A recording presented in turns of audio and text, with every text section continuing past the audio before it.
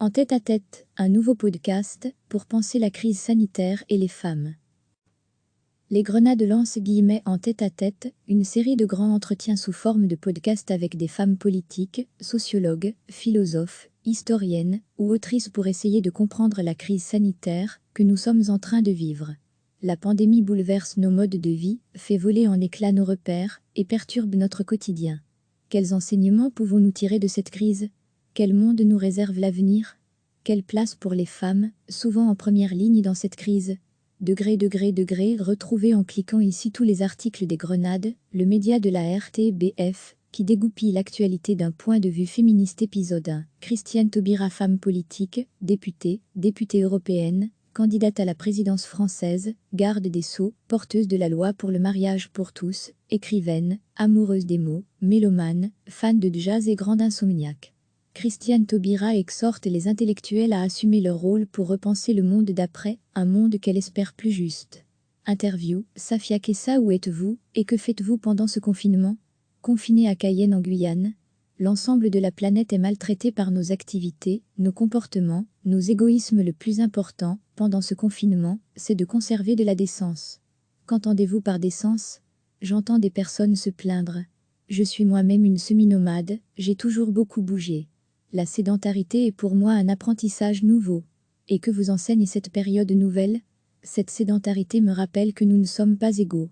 L'épidémie mondiale agit aussi, comme un révélateur des inégalités, et donc aussi des discriminations. On entend dire nous sommes égaux, parce que tout le monde est touché, tout le monde est exposé. Lorsque des familles se retrouvent dans des petits appartements avec des enfants, obligés de leur enseigner, de faire éventuellement un télétravail, ou de se demander comment on va pouvoir finir le mois, tandis que d'autres circulent dans de beaux appartements, non, nous ne sommes pas égaux. Nous nous précipitons aux urgences, parce que nous n'avons pas d'autre choix, alors que d'autres appellent un ami professeur de médecine. Tout ceci nous ramène à toutes les inégalités que nous vivons tous les jours, et qui sont une honte dans la mesure où, aujourd'hui, nous voyons bien que ces inégalités ont des solutions, mais, par égoïsme, nous n'apportons pas les solutions. Comment analysez-vous l'absence de décision dans la gestion de la crise vis-à-vis des plus faibles ? Les forces de progrès politique n'ont pas été capables de renouveler la pensée qui puisse nourrir des idéaux et les légitimer, et ce, depuis pratiquement une quarantaine d'années. Les inégalités sont là, elles sont devenues ordinaires et normales. Cette crise oblige à se rendre compte de certaines inégalités. Par rapport à cette crise actuelle, comment voyez-vous ce monde d'après ? Est-ce une porte ouverte vers un avenir qui sera plus égalitaire, ou est-ce que ce sera plutôt le retour de flammes encore plus violents vis-à-vis des dominés ? Toutes les hypothèses sont possibles. Soit nous prenons conscience que nous avons vécu une épreuve collective extrêmement dure, mais qui nous a interpellés sur notre mode de vie, notre comportement quotidien, et peut-être alors serons-nous capables de féconder un autre monde en évacuant l'ordre inégalitaire, l'ordre des injustices, l'ordre égoïste, l'ordre de l'économie. Mais lorsqu'on entend les discours sur la machine économique qui s'enraye, les inquiétudes sur la chute des prix du pétrole, etc., on peut se dire que le pire reste possible. Degré pour recevoir les informations des Grenades via notre newsletter, n'hésitez pas à vous inscrire ici, il faudrait permettre l'émergence de nouvelles valeurs, qui sont au cœur du modèle sociétal aujourd'hui, comme par exemple, ces femmes en première ligne face à la maladie. Ne doit-on pas s'en inspirer pour ce monde d'après ? Ce sont les femmes qui permettent aux sociétés de fonctionner, ce sont elles, souvent pauvres et racisées, qui assurent à très bas prix l'hygiène collective dans les sociétés. L'urgence est dans l'action, dans la mise en place de politiques de protection, l'urgence n'est pas dans la cogitation, sur ce qui imprègne les modes de pensée des hommes de pouvoir. On est à la fin d'un cycle ?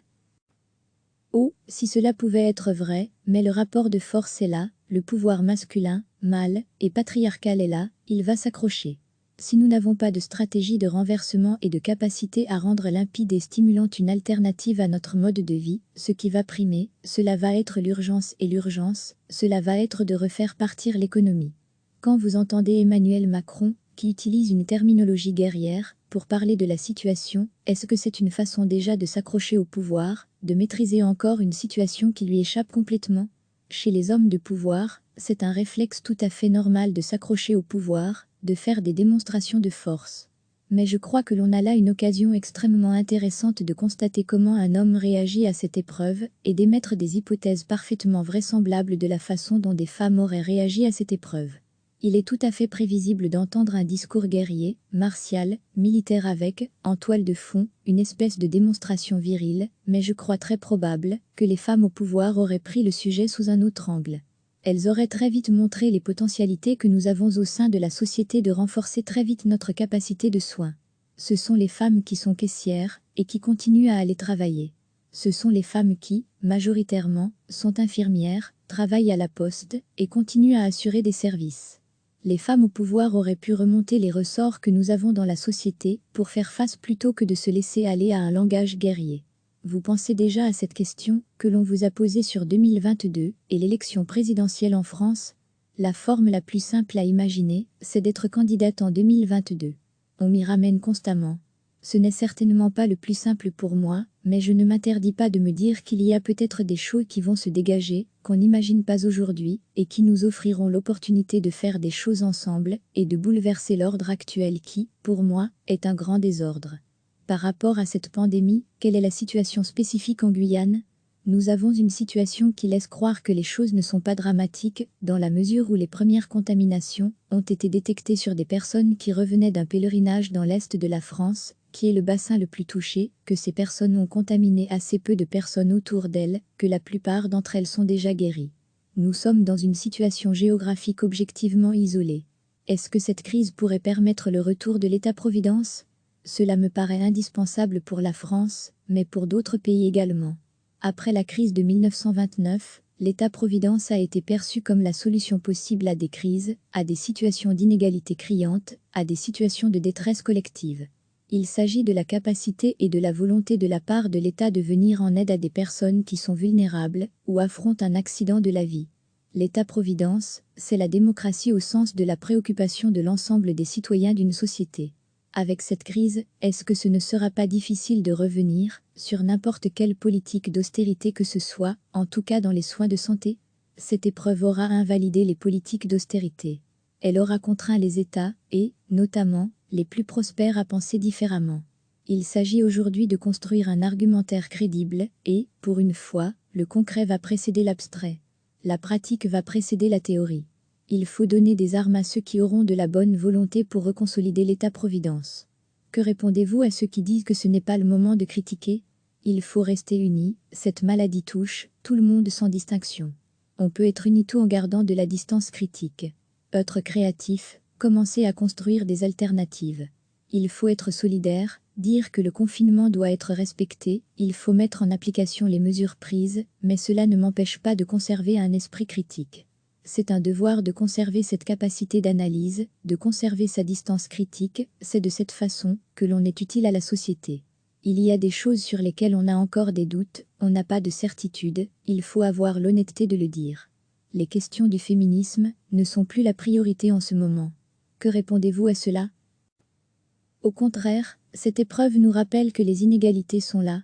Le virus touche tout le monde, mais pas de la même façon. Les conséquences de toutes les décisions qui sont prises pour endiguer ce virus, comme par exemple être confiné chez soi, cela expose les femmes beaucoup plus que les hommes, les personnes vulnérables plus que les autres.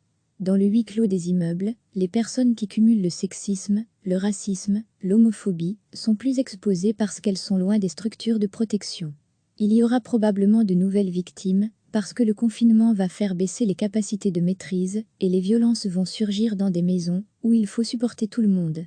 On sent bien que le discours sur l'inégalité est un peu inaudible sauf sur la question des violences, où les femmes sont victimisées. Les femmes ont pratiquement disparu des antennes, ce sont les hommes qui dirigent. Qu'est-ce que cela vous inspire? Il faut désarticuler les mécanismes qui excluent les femmes. Il y a des tas de métiers où ce sont les femmes qui permettent à la société de continuer à vivre, de ne pas s'assoupir et de ne pas crever. Dans la question du pouvoir, comment permettre aux femmes de regagner du terrain? Elles sont complètement invisibilisées. Si les femmes qui font vivre notre société disparaissent, on est mort. La question, ce n'est pas la mobilisation des femmes, c'est l'identification des mécanismes qui excluent les femmes. Il faut faire en sorte que les femmes accèdent au pouvoir, exercent le pouvoir. Vous lisez énormément. En cette période de sédentarité obligée, que conseillez-vous, comme lecture aux personnes qui nous écoutaient, qui ont envie de repenser la société? Je conseillerais aux personnes de lire ce qui leur fait du bien. En ce moment, il faut plus se donner du bonheur de la lecture que de la lecture utile. Il faut se faire plaisir, il faut lire des romans d'amour, mais d'amour de qualité, se donner du bonheur. Si vous souhaitez écouter l'intégralité de l'interview, elle est disponible ici. Recevez chaque matin l'essentiel de l'actualité. Les Grenades lancent en tête-à-tête, une série de grands entretiens sous forme de podcast avec des femmes politiques, sociologues, philosophes, historiennes ou autrices pour essayer de comprendre la crise sanitaire que nous sommes en train de vivre. La pandémie bouleverse nos modes de vie, fait voler en éclats nos repères et perturbe notre quotidien. Quels enseignements pouvons-nous tirer de cette crise? Quel monde nous réserve l'avenir? Quelle place pour les femmes, souvent en première ligne dans cette crise? Degré, retrouvez en cliquant ici tous les articles des Grenades, le média de la RTBF, qui dégoupille l'actualité d'un point de vue féministe. Épisode 1. Christiane Taubira, femme politique, députée européenne, candidate à la présidence française, garde des Sceaux, porteuse de la loi pour le mariage pour tous, écrivaine, amoureuse des mots, mélomane, fan de jazz et grande insomniaque. Christiane Taubira exhorte les intellectuels à assumer leur rôle pour repenser le monde d'après, un monde qu'elle espère plus juste.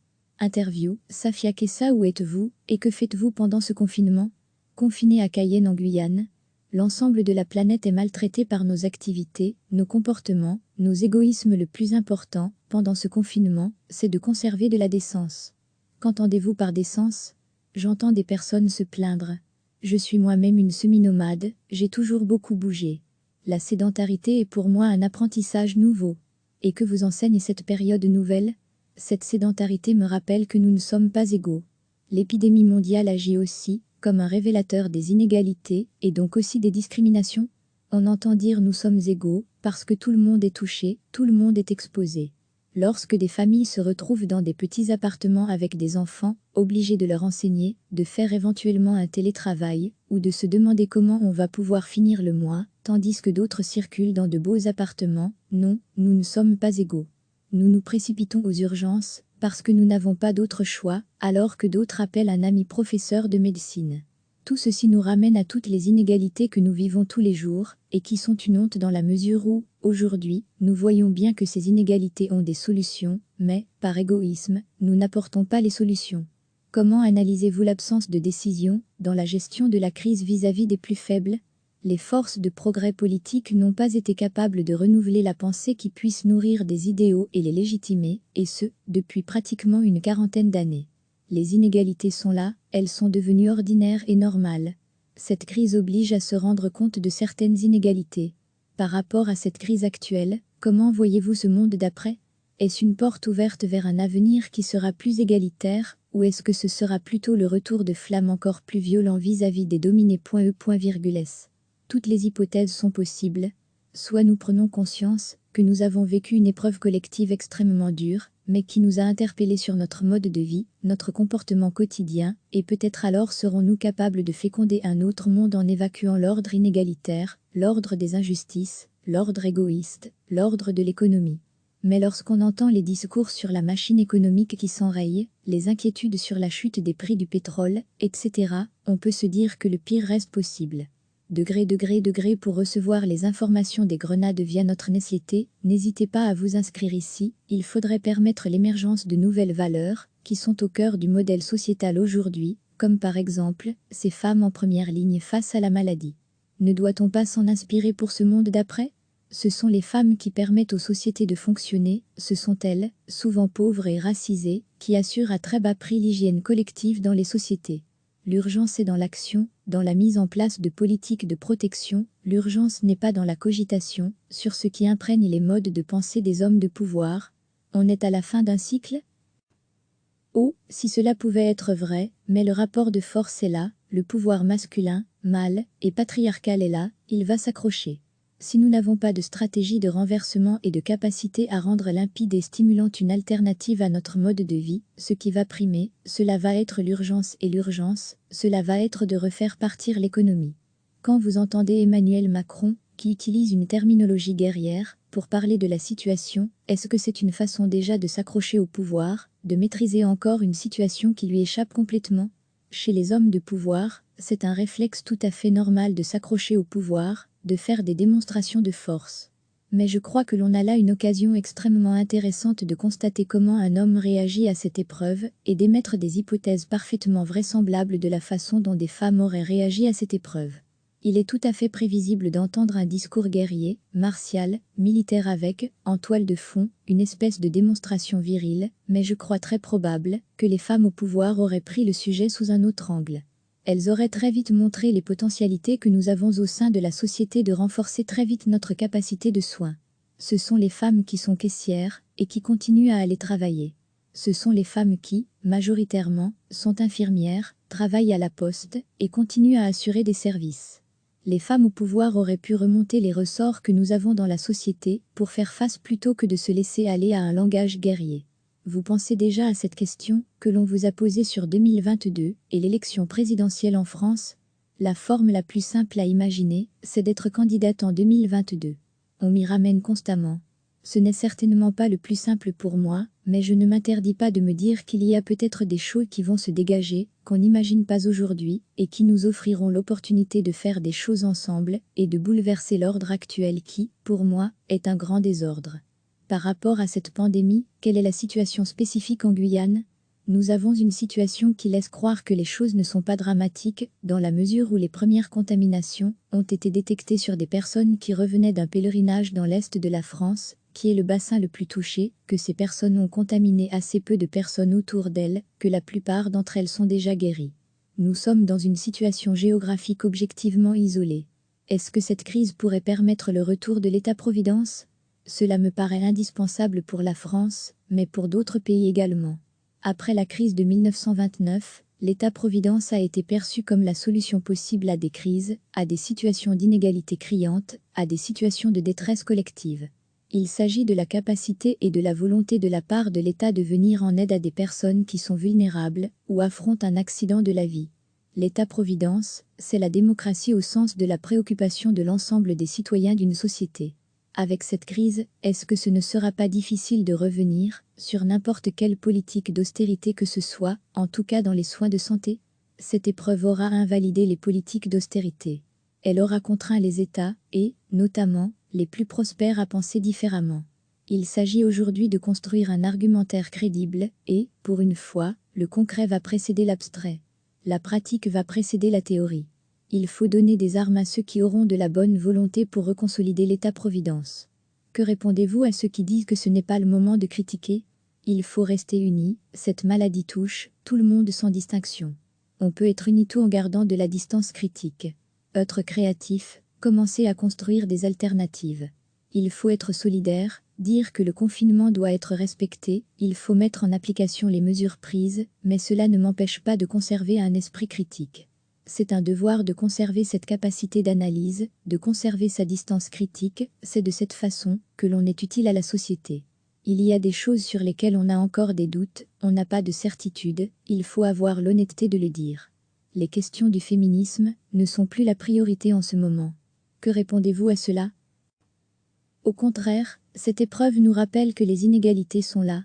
Le virus touche tout le monde, mais pas de la même façon.